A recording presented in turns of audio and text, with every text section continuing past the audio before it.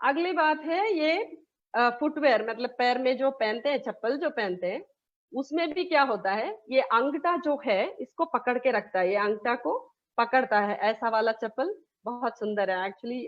पुराने जमाने में ये हवाई चप्पल करके आता था, वो इसका रबर का, वो बहुत सुंदर था क्योंकि उसने उसको ऐसा बनाया हुआ है कि अंगूठे को बराबर से पकड़ता है। तो उसकी वजह से वहां का जो वर्मम है, वहां पे भूमि दाना अड़ंगल और अमृता अड़ंगल करके दो अड़ंगल रहता है।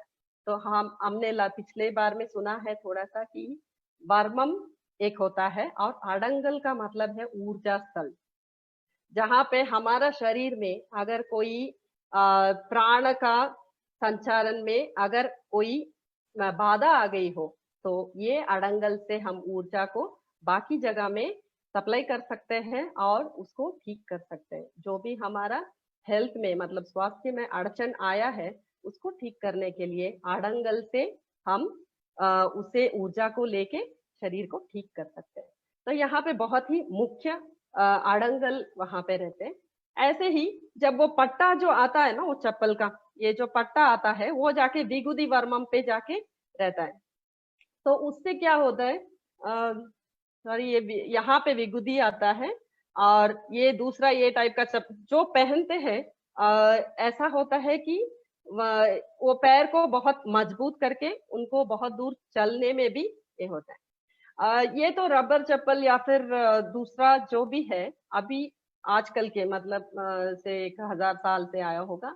उससे पहले जो पुराने ऋषि मुनि थे, वो लोग भी चप्पल पहनते थे। मतलब वो कैसा होता था आप सबको याद होगा। अभिषेक जी उसको क्या कहते हैं आप बता सकते हो? वो वुड का मतलब ये चप्पल होता था और उसमें सिर्फ एक अंगूठा होता था। अंगूठे को ऐसा पकड़ के, आप म्यूटेड हो, मैं अनम्यूट करूं? हाँ जी। मैम जी, मैम उसको खड़े बोलते थे। खड़े हाँ, खड़े खड़ा खड़म, खड़ा खड़व। खड़ा ओके।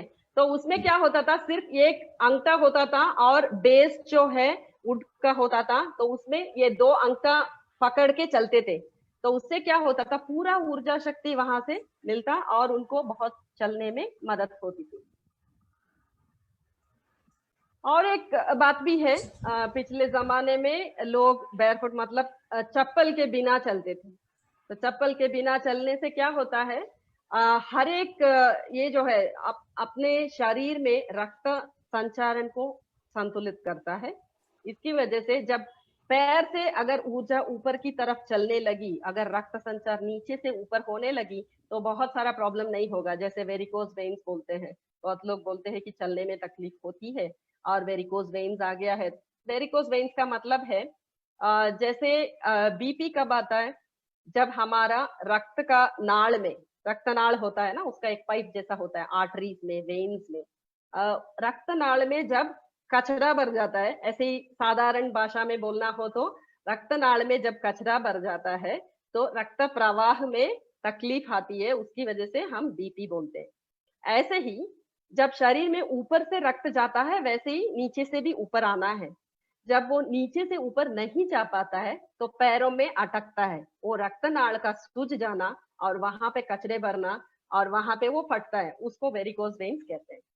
तो जब हम ऐसे बिना चप्पल का एटलीस्ट से 15 मिनट से 20 मिनट एटलीस्ट एक दिन में चले, तो वो प्रॉब्लम कम हो जाएगी। उसके साथ साथ हमारे पैर भी बहुत शक्ति के साथ रहेंगे और हमारा स्वास्थ्य भी अच्छा रहेगा। अभी इसमें हम फिर से देख रहे हैं कि वेशभूषा हमारे काम के हिसाब से, काम की तरीके की वजह से ऐसे ही बदलता भी है। जब उनको बहुत दूर चलना हो तो यहाँ पे एक और चीज देखते हैं। हमने पिछले बार ये चित्र नहीं देखा। जैसे आप देख रहे हो कि लेडीज जो है, यहाँ पे स्त्रियां जो है चेस्ट के यूपर एक कपड़ा बांधे हुए है, यहाँ लेफ्ट साइड से ऐसा आके बंधा हुआ है। तो इससे उनको बहुत ताकत होती है। और यूरिन इनकंटिजेंस मतलब किसी किसी को ये होता है कि थोड़ा उम्र के बाद हम बहुत सारे लोगों में देख रहे हैं कि ब्लैडर वीक होता है, मतलब मूत्र कोश जो है वो वीक हो जाता है और वो किसी किसी को नीचे भी आ जाता है, उसको डिस्टेंशन बोलते हैं। तो वो मुंह जैसे गर्भाशय है वैसे ही मूत्र का भी एक छोटा सा ब्लैडर है, वो थैली जैसा है, वो थैली नीचे आ जाता है।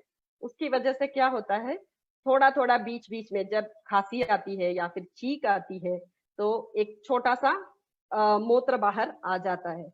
तो ऐसा प्रॉब्लम्स, ऐसा समस्याएं बिल्कुल नहीं आती थी, क्योंकि पुराने जमाने में स्त्रियां जो थे यहाँ पे कपड़े बांध के कमर इसके छाती के ऊपर कपड़े को बांध के नहाते थे। तो इसीलिए यहाँ पे भी आप देख सकते हो कि कुछ स्त्रियों ने बांधा हुआ है। और एक भी है कि यहाँ पुरुषों में भी काम के हिसाब से उनका कपड़ा आप देख सकते हो, ऊपर की चित्र में ये पुरुषों ने ऊपर का हिस्से में कपड़े नहीं पहने हुए, लेकिन नीचे आप देख रहे हो कि ऊपर से भी कपड़ा पहना हुआ है। तो उनके जो काम था उसके हिसाब से वो लोग कपड़े भी पहनते थे। अभी और एक बहुत ही इंटरेस्टिंग थिंग, मतलब लोगों को बहुत ही अच्छा लगता है कि जब भी एक लड़की को देखो तो बहुत सुंदर सुंदर गहने पहने हुए हैं और उसकी सुंदरता को बढ़ाता है। तो ऐसे ही ये सिर्फ उसकी सुंदरता ही नहीं, इसका स्वास्थ्य को भी बढ़ाता है। इसीलिए पुराने जमाने में हमने देखा होगा पिक्चर्स में, जैसे मूवी देखा तो वो चित्र में क्या देखा है कि स्त्रियां जो होते हैं बहुत सारे वे आभूषण बहुत पहनते थे। ये आभूषण ऐसा नहीं कि सिर्फ हाथ में अंगूठी पहना और कान में बालियां पहने, ऐसा नहीं है। हम देख रहे हैं कि ये देखिए सर पे इतने सारे, हर हर लाइन पे, मतलब हर रेखा पे एक एक पहना हुआ है। ऐसे ही मांग पे कुछ पहना हुआ है, गले में तो इतना सारा पहनते थे। तो हर एक का एक मतलब होता था। हाथों में भी आप देख सकते हो कितने सारे चूड़ी पहने हैं और फिर कुछ और पहने हैं। तो ये सब का एक बहुत ही महत्व था जब पहनते थे। इसीलिए ये सब पहना जाता था, ऐसा नहीं कि सिर्फ अलंकार के लिए नहीं था वो। और हम ये भी देखते थे कि जैसे राजा रानी वो होते थे, यहाँ पे आप देख सकते हो एक पुरुष भी यहाँ पे चित्र है, वो भी पहने हुए हैं। मतलब यहाँ पे जेंडर का डिफरेंस नहीं है, मतलब वो पुरुष हो या स्त्री हो, कोई भी हो, ये आभूषण तो जरूरी हिस्सा था।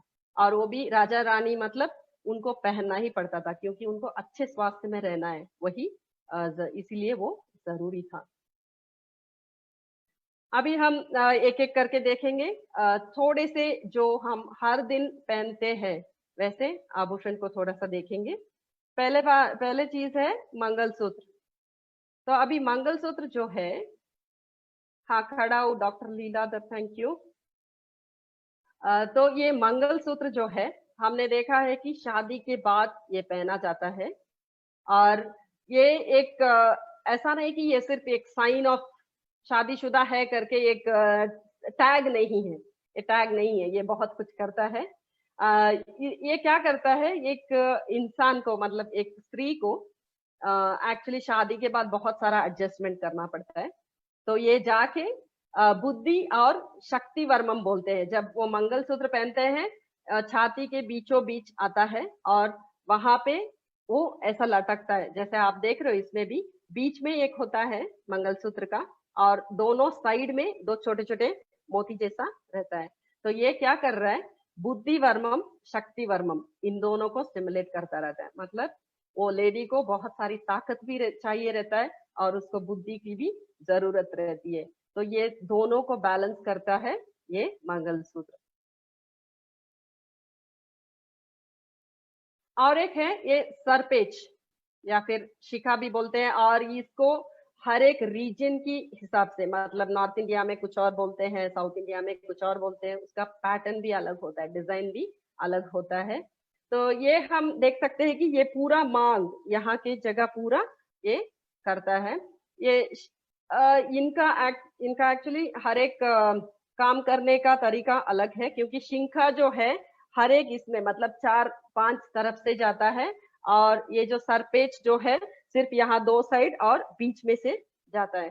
तो इसको क्या करता है, ये पूरा हमारा संतुलन बनाया रखता है, हमारा स्ट्रेस नहीं होता है। आप देख सकते हो बहुत सारा वर्मम यहाँ भी स्टिमुलेट होता है।